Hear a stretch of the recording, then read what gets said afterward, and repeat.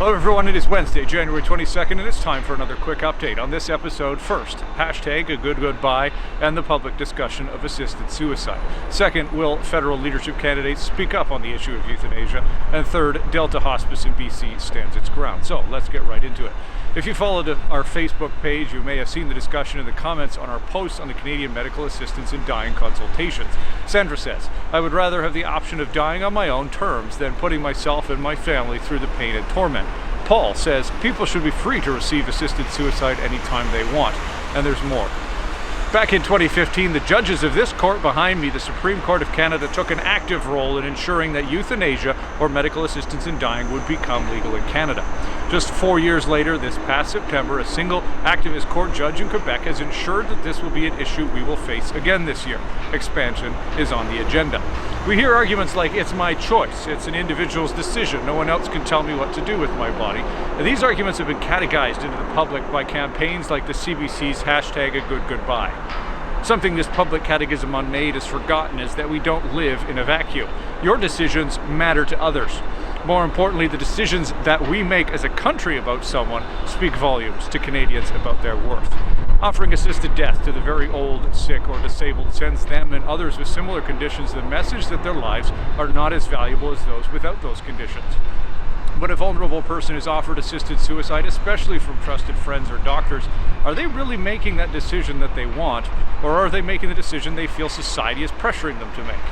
You don't want to be a burden, obviously, but are the changes to the law this year going to lump more people into the category of burden? Are you going to receive the burden label? How many of your dearest friends and neighbors will be forced into that category of burden by the government this year? Are you willing to support that? Remember, the law is there not only for when you're able to make your own life decisions as an able-bodied person, but it is also supposed to be there to defend you when you are in a vulnerable time and don't want to die, even when facing pressure from others. In the end, you don't live in a vacuum, and those around you, and yes, society at large, does have a say in your life and in your death, whether you like it or not. What message is Canada sending to you? If you agree with me that this is a huge problem and that our government needs to take a step back, then I've got two things for you to do right now. Pause this video, go to easymail.arpacanada.ca to send our draft email to your MP on assisted suicide. Please also take a moment to respond to the government survey. You can find more details about that on our website at arpacanada.ca. All right, now Andre joins me to talk about a press release that was sent from ARPA Canada this week. Well, thanks, Colin. So just last week, the Government of Canada released a survey on medical assistance in dying. We've told you about that last week already. In the first day, 37,000 people filled that out. Obviously, Canadians are interested in having a public policy debate, a big public debate about this issue. Should euthanasia be expanded at all? And so we released a press release this week saying, asking if the Conservative Party leadership will also engage in the debate. Will potential leaders of the Conservative Party of Canada, will they take a stand? Will they say that they stand for suicide prevention over suicide expansion or suicide assistance? Will they stand for the rights of people with extreme disabilities and make sure that their interests are protected? So we've engaged them and challenged all leaders to engage in the debate, and we ask that you do that as well. Back to you, Colin.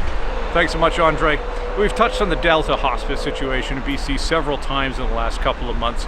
Levi has an update from there. Hello everyone. I just want to update you all on what's been going on in Fraser Health. So at the end of 2019, the local health authority, Fraser Health, it issued an ultimatum to Delta Hospice saying that they had to provide euthanasia in their hospice. And Delta Hospice refused. Fast forward a month and a half later, and Delta Hospice has offered to forego over $750,000 worth of funding, so that does not have to provide euthanasia.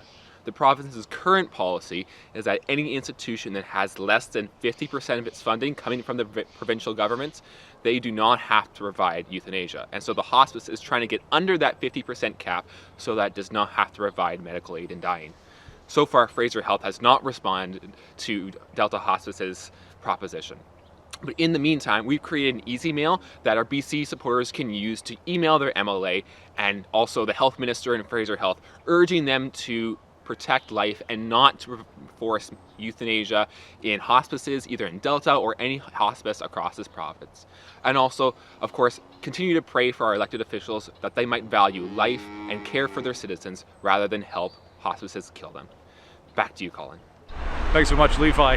That's all for this week. Thanks to you for watching Quick Updates. Please do like, share, and subscribe. Someone who prefers podcast formats, well, ARPA's Quick Updates are now available wherever you listen to podcasts as well. We'll see you next time.